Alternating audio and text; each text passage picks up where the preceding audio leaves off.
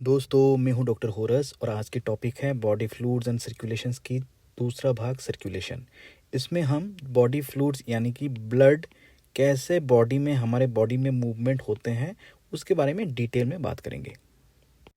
Evolution के साथ साथ ये देखा गया है कि जो लोअर एनिमल्स यानी कि आर्थ्रोपोड्स या मोलस्क होते हैं उनके अंदर ये ब्लड उनकी जो हार्ट होते हैं वो पंप करने के बाद एक ओपन कैविटी में चले आते हैं जिसमें से इनकी जो न्यूट्रिएंट्स हो या गैसेस हो उनकी एक्सचेंज डायरेक्टली बॉडी के साथ होते हैं।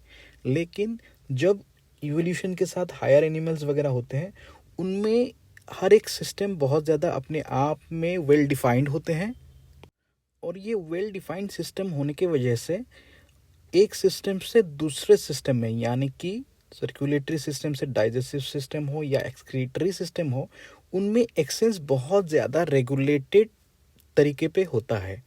और ये जो हायर एनिमल्स हैं जैसे कि आपकी एनेलीड्स और कॉर्डेट्स हो गया उनकी जो सर्कुलेटरी सिस्टम है उसको बोला जाता है इसलिए closed circulatory system.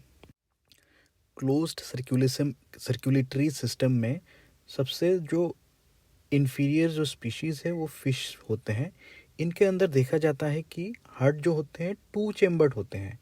To chambered होने की वजह से इनमें जो इनकी जो रेस्पिरेटरी सिस्टम यानी कि लंग की इक्विवेलेंट गिल हो उनमें ब्लड ऑक्सीजनेट होने के बाद ये डायरेक्टली सिस्टमिक वस्कुलर बेड्स में उनकी एक्सचेंजेस होते हैं। फिर वहाँ से ये टू चेम्बर्ड हार्ट में चले आते हैं और फिर यहाँ से डीऑक्सीजनेटेड ब्लड पंप होकर दोबारा गिल्स में चले जाते हैं। इस पूरे प्रोसेस में हार्ट, लंग की इक्विवेलेंट गिल और ये सिस्टेमिक सर्कुलेशन तीनों एक ही सर्किट में होने की वजह से इसको सिंगल सर्कुलेशन कहा जाता है। थोड़े हायर वर्टिब्रेट में यह सब देखा जाता है कि उसमें दो सर्किट होते हैं। एक लंग टू हार्ट की एक सर्किट होते हैं जिसमें ऑक्सीजनेशन और डीऑक्सीजनेशन चलता रहता है और एक होते हैं हार्ट टू सिस्टेमिक सर्कुलेशन की एक सर्किट जिसमें ऑक्सीजन या न्यूट्रिएंट की यूज़ और एक्सक्रीशन की फिर उनको बैक टू द जो हार्ट की तरफ लेके आते हैं। तो ये दोनों सर्किट एक साथ चलता रहता है इसलिए इसको बोला जाता है डबल सर्कुलेशन। डबल सर्कुलेशन में भी फिर जो एम्फीबियंस होते हैं उसमें देखा जाता है कि जो हार्ट में जो वेंट्रिकल्स होते हैं दो वेंट्रिकल्स में सेपरेशन नहीं होता जिसके वजह से वहाँ पे डीऑक्सीजनेटेड ब्लड जो कि सिस्टेमिक सर्कुलेशन से रिटर्न आते हैं और ऑक्सीजनेटेड ब्लड जो कि लंग से आते हैं दोनों की मिक्सिंग होता है। ये मिक्सिंग होने के वजह से इसको डबल इनकम्प्लीट सर्कुलेशन बोला जाता है। हायर वर्टिब्रेट्स यानी कि क्रोकोडाइल, बर्ड और मैमल्स में देखा जाता है कि ये जो हार्ट होते हैं ये फोर चैम्बर्ड होते हैं। होने की वजह से वेंट्रिकल्स में ब्लड की मिक्सिंग नहीं होता और ये पूरा सर्किट एक कॉम्प्लीटली दोनों सर्किट अलग अलग अपने तरफ से इंडिपेंडेंटली चल रहा होता है विदाउट गेटिंग डायरेक्टली मिक्सिंग। इसके वजह से इसको कॉम्प्लीट डबल सर्कुलेशन बोला जाता है। ये जो कॉम्प्लीट डबल सर्कुलेशन होते हैं इसमें जो दो सर्किट पाए जाते हैं एक लंग टू हार्ट वाली जो सर्किट है उसको बोला जाता है पल्मोनरी सर्कुलेशन। ये हार्ट से पहले डीऑक्सीजनेटेड ब्लड पल्मोनरी आर्टरीज से लंग तक चले जाते हैं वहाँ पे फिर ऑक्सीजनेट होके बैक टू हार्ट की लेफ्ट एट्रिया में पल्मोनरी वेन से चले आते हैं। फिर वहाँ से फिर वेंट्रिकल से वही ऑक्सीजनेटेड ब्लड बॉडी की सिस्टेमिक सर्किट में चले जाते हैं। फिर सिस्टेमिक सर्कुलेशन में बॉडी में टिश्यू में उसकी ऑक्सीजनेटेड ब्लड यूज़ होके deoxygenated blood back to the atrium right atrium चले आते हैं थ्रू ये inferior vena cava and superior vena cava. ये वेन दोनों वेन होते हैं इससे चले आते हैं इसलिए ये वाले सर्कुलेशन को बोलते हैं हम लोग सिस्टेमिक सर्कुलेशन। इसमें कन्फ्यूजिंग चीज़ हमें याद रखना है कि नॉर्मली हमें पता होता है कि आर्टरी से ऑक्सीजनेटेड ब्लड और वेन से डीऑक्सीजनेटेड ब्लड की सर्कुलेशन होते हैं। लेकिन यहाँ पे एक एक्सेप्शन है। पल्मोनरी आर्टरी होते हैं आर्टरी, लेकिन इसमें से डीऑक्सीजनेटेड ब्लड हार्ट से लंग तक आते हैं, और जो पल्मोनरी वेन है वो होते हैं वेन, लेकिन लंग से oxygenated blood back to heart लाते हैं। इसे हमें याद रखना है। इस सर्कुलेटरी सिस्टम की एक अहम पार्ट होते हैं आपके वेसल्स। एक तो पल्मोनरी सर्किट में हमें देखा जाता है पल्मोनरी आर्टरी और पल्मोनरी वेन होते हैं, और एक जो सिस्टमिक सर्कुलेशन है उसमें एओर्टा से लेके आर्टेरी, आर्टेरियोल, फिर कैपिलरी, फिर वेन्यूल्स, फिर वेन, फिर इंफीरियर और सुपीरियर वेना कबा होते हैं। इसमें देखा जाता है कि दो जो आर्टरी और वेन होते हैं वो लगभग सिमिलर टाइप की, उनमें 3 लेयर होते हैं। एक अंदर की लेयर जो कि होते हैं आपकी ट्यूनिका इंटीमा, जो कि एक सिंपल सी स्क्वामस एपिथेलियम, एक लेयर की एपिथेलियम होते हैं। उसके बाद जो मीडिया होते हैं, सेकेंड लेयर जो होते हैं मीडिया, इसमें देखा जाता है ट्यूनिका मीडिया, जिसमें आपका स्मूथ मसल्स होते हैं और इलास्टिक फाइबर्स होते हैं। ट्यूनिका मीडिया स्मूथ मसल और इलास्टिक मसल्स होने की वजह से ये जहाँ पे ज़रूरत हो बहुत ज़्यादा आसानी से कॉन्ट्रैक्ट कर पाते हैं, वैसो कॉन्स्ट्रिक्शन, और ज़रूरत पड़ने पर बहुत आसानी से डायलेट हो पाते हैं, वैसो डायलिटेशन। और फाइनली जो बाहर की तरफ एक होते हैं ट्यूनिका एक्सटर्ना। तो इंटीमा, मीडिया और एक्सटर्ना, जो एक्सटर्ना होते हैं वो यूजुअली आपकी कोलेजन फाइबर्स की होते हैं, और फाइबरस होने की वजह से इसका मेन काम यूजुअली होते हैं प्रोटेक्टिव, ये वेसल्स को प्रोटेक्टिव फंक्शन देना। प्रोटेक्शन के साथ साथ इसकी स्ट्रक्चर मेंटेन करने में मदद करते हैं। ये सर्कुलेटरी सिस्टम की जो सबसे इम्पोर्टेंट पार्ट होते हैं वो होते हैं हार्ट। और हार्ट में हम लोगों की जो ह्यूमन हार्ट है उसके बारे में डिटेल में जानना है। ये हमें पता है कि ये कॉम्प्लीट सर्कुलेशन की, डबल कॉम्प्लीट सर्कुलेशन की ये जो हार्ट होते हैं ये 4 चेम्बर्ड होते हैं, और चेम्बर्ड ये मस्क्यूलर होते हैं, बहुत ज़्यादा मसल्स होते हैं, देखने को मिलता है ये बहुत ज़्यादा मस्क्यूलर हार्ट होते हैं। इसमें क्या होते हैं, इसकी समझने के लिए हमें एक सिंपल सा एक उदाहरण लेना है। ये मान लीजिए 2 मंजिल वाला घर है। ऊपर वाली 2 मंजिल का रूम है थोड़ा छोटा है, और नीचे की 2 मंजिल वाला घर जो मंजिल है उस मंजिल में 2 रूम है वो बड़ा है। ऊपर वाला मंजिल का घर का नाम है एट्रियम, नीचे वाला मंजिल का बड़ा रूम जो है उसका नाम है वेंट्रिकल। तो ये 4 चेम्बर्ड हार्ट है। ये जो 2 एट्रियम होते हैं उनके बीच में एक सेप्टम पाए जाते हैं, एक पार्टीशन की तरह, जिसको बोला जाता है हम लोग इंटर एट्रियल सेप्टियम, मतलब 2 एट्रियम के अंतर। और जो वेंट्रिकल है उसमें भी ऐसे ही सेप्टम या मान लीजिए 2 रूम की पार्टीशन पाए जाते हैं, जिनको बोला जाता है इंटर वेंट्रिकुलर सेप्टम। ठीक उसी तरह एट्रियम और वेंट्रिकल के बीच में भी एक फाइब्रस एक पार्टीशन होता है जिसको बोला जाता है एट्रियो वेंट्रिकुलर सेप्टम। ये जो एट्रियम और वेंट्रिकल वाली जो सेप्टम होते हैं एट्रियो वेंट्रिकुलर सेप्टम, इनमें दोनों तरफ एक एक ओपनिंग होता है जिससे एट्रियम की ब्लड वेंट्रिकल में चले जाते हैं। ये जो राइट एट्रियम से राइट वेंट्रिकल की तरफ जो ओपनिंग है उसमें तीन कस्प वाले एक वल्व पाए जाते हैं। ये देखिए 3 कस्प वाले एक वल्व हैं। इसको इसीलिए ट्राइकस्पिड वाल्व बोला जाता है, TV, tricuspid valve. Tricuspid valve से क्या होता है, राइट एट्रियम से राइट वेंट्रिकल तक डीऑक्सीजनेटेड ब्लड की मूवमेंट होते हैं। सिमिलरली जो आपकी लेफ़्ट साइड में लेफ्ट एट्रियम और लेफ्ट वेंट्रिकल के बीच में भी ऐसे ही 2 कस्प वाले एक वाल्व होते हैं, इसलिए उसको 2 होते हैं इसलिए उसको बोला जाता है बाइकस्पिड वाल्व।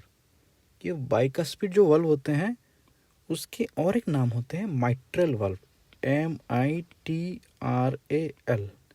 तो ये माइट्रल वाल्व से क्या होता है, लेफ्ट एट्रियम से लेफ्ट वेंट्रिकल तक ऑक्सीजनेटेड ब्लड की मूवमेंट होते हैं।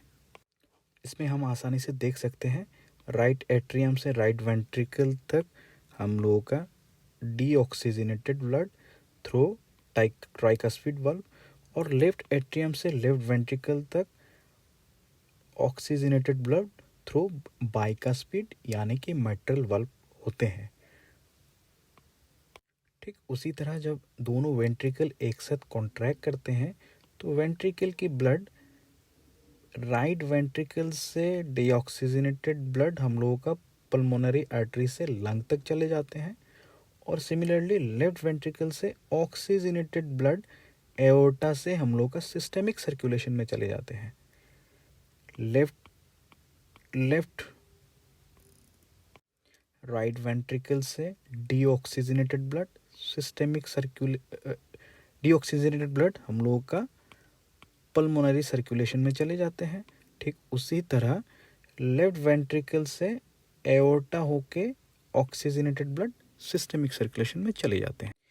ये हार्ट के अंदर ब्लड आना, फिर हार्ट से ब्लड बाहर निकल जाना, इसके लिए क्या होना पड़ता है, हार्ट को रेगुलरली कॉन्ट्रैक्ट करना पड़ता है।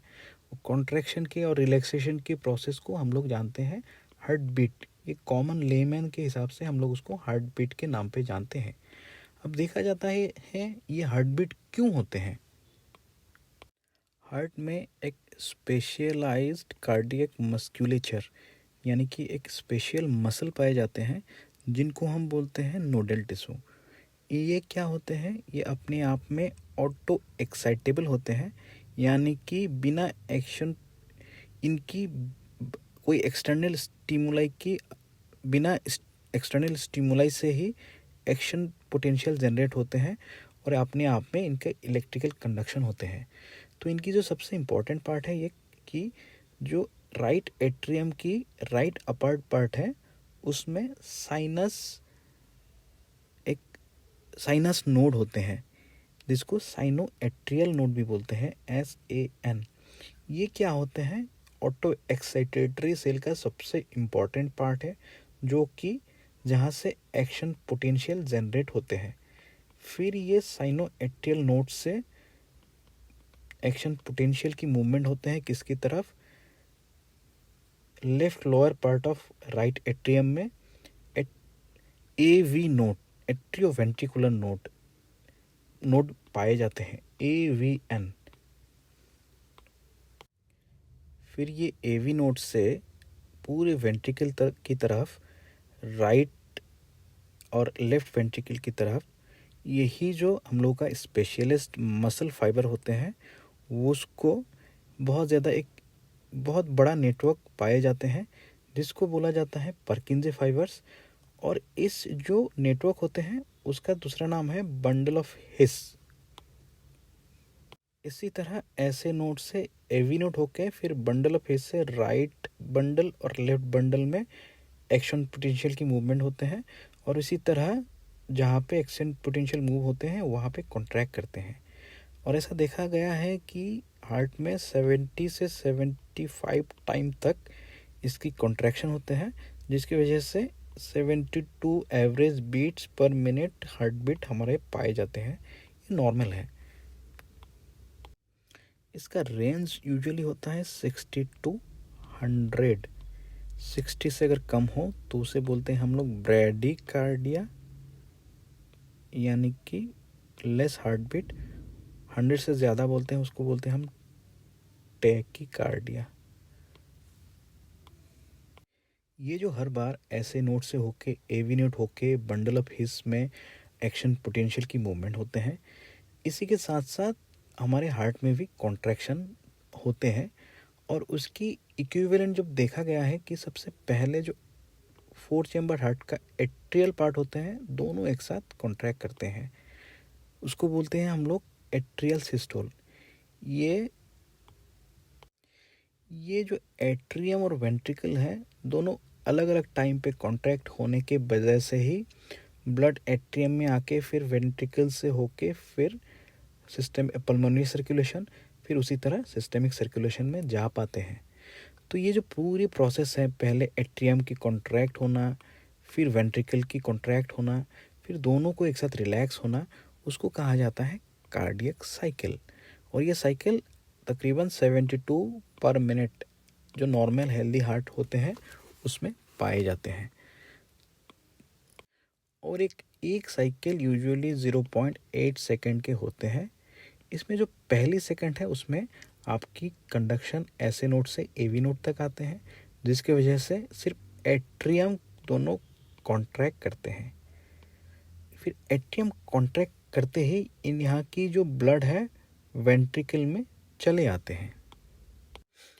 एट्रियम और वेंट्रिकल को समझने के लिए और एक चीज़ जानना ज़रूरी है कि जो वेंट्रिकल होते हैं उसको हम मान लेते हैं कि एक बड़ा सा रूम हो, जिसमें एट्रियम से वेंट्रिकल तक की जो जाने की जो ट्राइकस्पिड और बाइकस्पिड वाल्व है ये यूनिडायरेक्शनल है, यानी कि इस रूम के अंदर की तरफ दरवाजे हैं। तो जब एट्रियम से ब्लड वेंट्रिकल तक तो जा पाते हैं, लेकिन वेंट्रिकल से ब्लड बैकफ्लो इनटू एट्रियम नहीं हो पाता। तो जो वेंट्रिकल कॉन्ट्रैक्ट करते हैं तो ये दो सेमीलूनर वाल्व से, जो राइट वेंट्रिकल से हम लोगों का पल्मोनरी वेन और लेफ्ट वेंट्रिकल से हम लोग का एओर्टा की तरफ सेमीलूनर वाल्व को ओपन करके ब्लड निकल आते हैं at the time of ventricular contraction. और ये सेमीलूनर वाल्व हम लोग कैसे समझेंगे, ये बाहर की तरफ खुलने वाली दरवाज़ा है। सेमीलूनर वाल्व जो होते हैं इसको हम मान लेते हैं कि बाहर की तरफ खुलने वाली दरवाज़ा। इसमें भी मूवमेंट सिर्फ बाहर की तरफ है होते हैं, यानी कि पल्मोनरी वेन की तरफ और लेफ्ट वेंट्रिकल से सिर्फ एओर्टा की तरफ। इस पूरी साइकिल की 0.8 सेकंड को हम अगर दो पार्ट में बांटें तो पहली जो 0.4 सेकंड है उसमें दोनों एट्रियम और वेंट्रिकल दोनों एक साथ रिलैक्स्ड रहते हैं, जिसको हम लोग बोलते हैं जॉइंट डायस्टोल। मतलब जॉइंट मतलब एट्रियम और दोनों वेंट्रिकल एक साथ डायस्टोल यानी कि रिलैक्स्ड रह। फिर आपका पहली 0.1 सेकंड में एट्रियम कॉन्ट्रैक्ट करते हैं। फिर उस एट्रियम कॉन्ट्रैक्ट करने के बाद ब्लड एट्रियम से वेंट्रिकल की तरफ चले जाते हैं, जिसको हम बोलते हैं एट्रियल सिस्टोल। और बाद की 0.3 सेकेंड में वेंट्रिकल कॉन्ट्रैक्ट करते हैं, जिसको बोलते हैं वेंट्रिकुलर सिस्टोल। चूँकि ये बाइकस्पिड वाल्व और ट्राइकस्पिड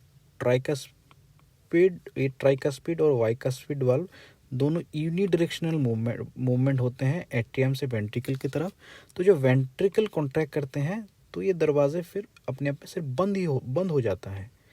तो ये दोनों ट्राइकस्पिड और वाइकस्पिड वाल्व जो बंद होते हैं उस वक्त जो एक साउंड क्रिएट होता है उसको बोला जाता है S1 यानी कि लब साउंड। S1 यानी कि लब, ये लब कब होता है, at the beginning of the ventricular systole.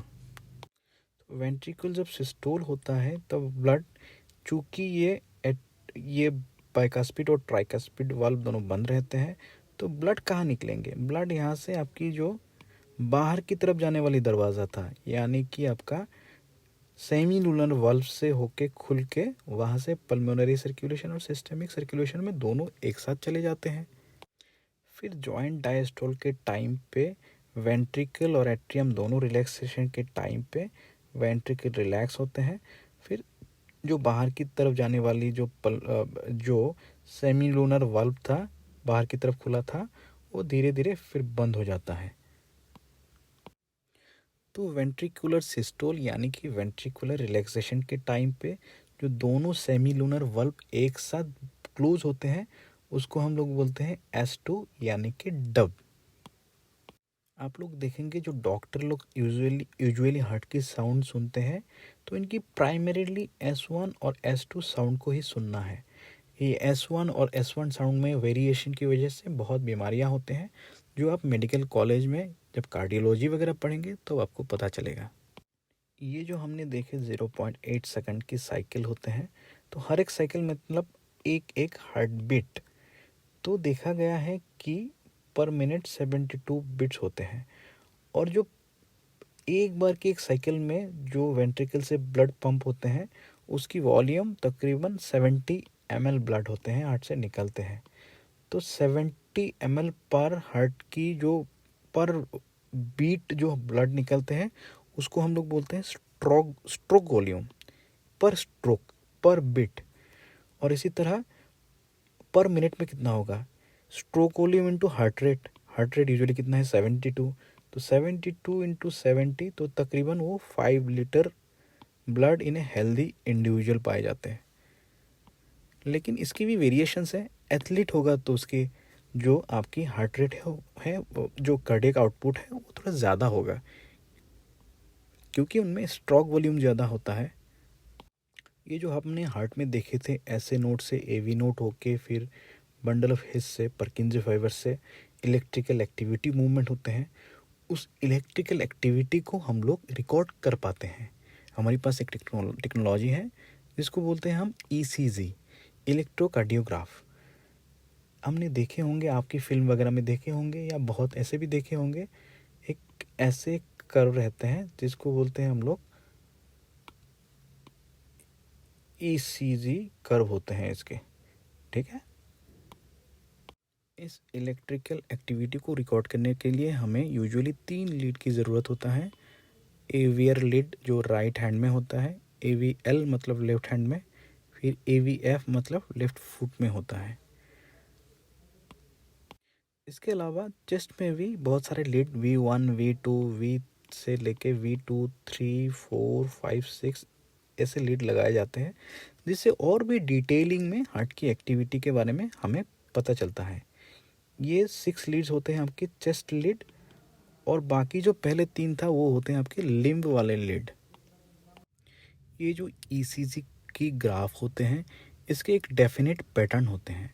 जो पहली एक जो अपर की तरफ वेव दिखता है जिसको बोल रहे हैं हम लोग पी वेव। पी वेव मतलब एट्रिया का डीपोलराइजेशन। फिर उसके बाद जो क्यू आर एस की अप एंड डाउन होते हैं इसको एक साथ हम लोग बोलते हैं क्यू आर एस कॉम्प्लेक्स।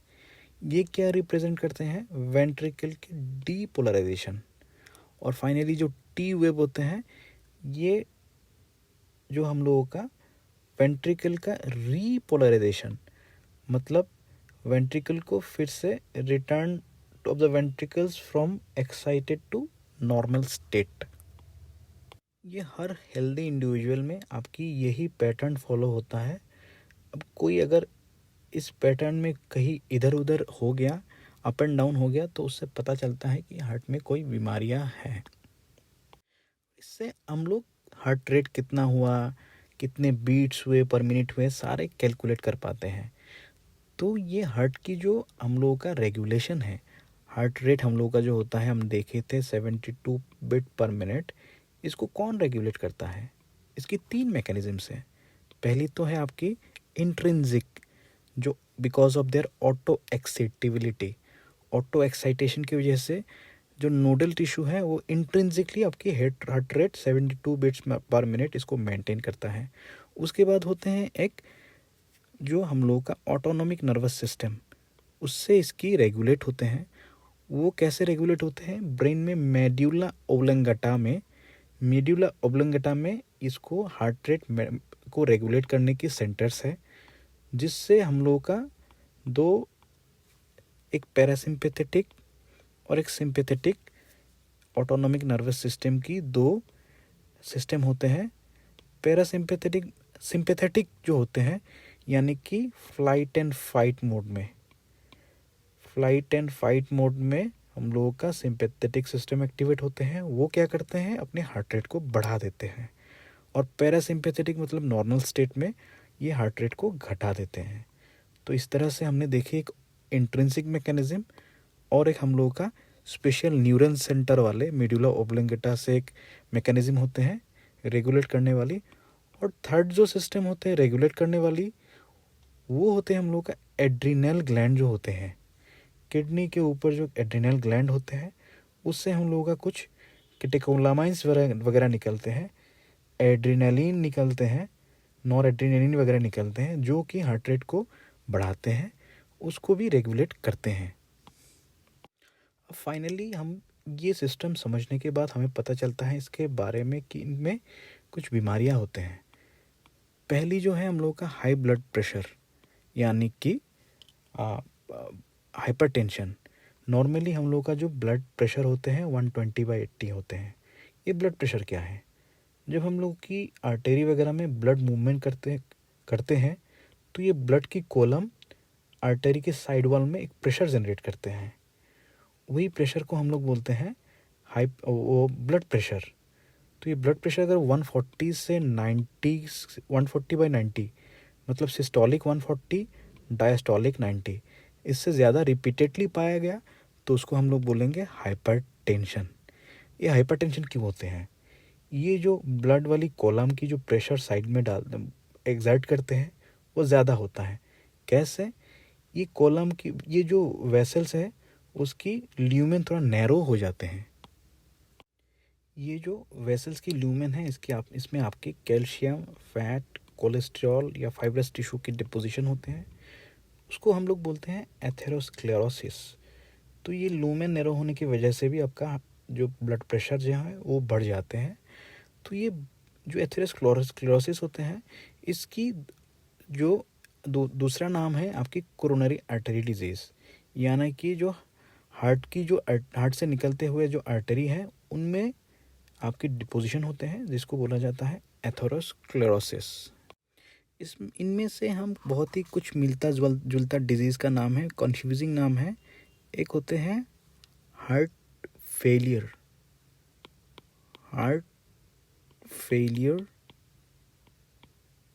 एक होते हैं हार्ट अटैक, एक होते हैं हार्ट ब्लॉक, और एक होते हैं आपकी कार्डियक अरेस्ट। ये चारों में हल्का सा माइन्यूट डिफरेंस है। नाम दो चारों के सुनने में एक जैसा है लेकिन डिफरेंसेस हैं। क्या डिफरेंसेस हैं? पहले समझते हैं हार्ट अटैक को। अभी जो हमने देखे थे कोरोनरी आर्टरी डिजीज़, यानी कि जो हार्ट को ही सप्लाई करने वाले, हार्ट से तो हम लोगों का आर्टरी निकल के बॉडी को सिस्टमिक सर्कुलेशन देते हैं। वो हार्ट से ठीक कोरोनरी आर्टरीज जो निकलते हैं वो हार्ट को ही सप्लाई करते हैं। उसकी पंपिंग में भी खुद को भी एनर्जी की ज़रूरत है। उनको बोलते हैं हम लोग कोरोनरी आर्टरी। तो ये कोरोनरी आर्टरी नैरोइंग होके फाइनली ये क्लोज हो जाते हैं। तो क्लोज होने की वजह से क्या होता है, ये हार्ट की जो मसल्स है उसमें ब्लड नहीं जा पाता, इसकी वजह से सडनली डैमेज हो जाते हैं हार्ट की मसल्स। उसको बोलते हैं हम लोग हार्ट अटैक। और इसके साथ साथ रिलेटेड टर्म है कार्डियक अरेस्ट, यानी कि हार्ट अरेस्ट।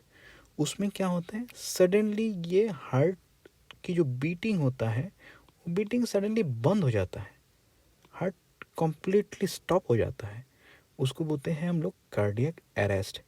इसमें हमको पता होगा हम लोग रिससिटेशन देते हैं, CPR जिसको बोलते हैं कार्डियोपल्मोनरी रिससिटेशन, जिससे हार्ट की बीटिंग फिर से शुरू हो सकता है। ये बहुत ही लाइफ सेविंग प्रोसीजर होते हैं।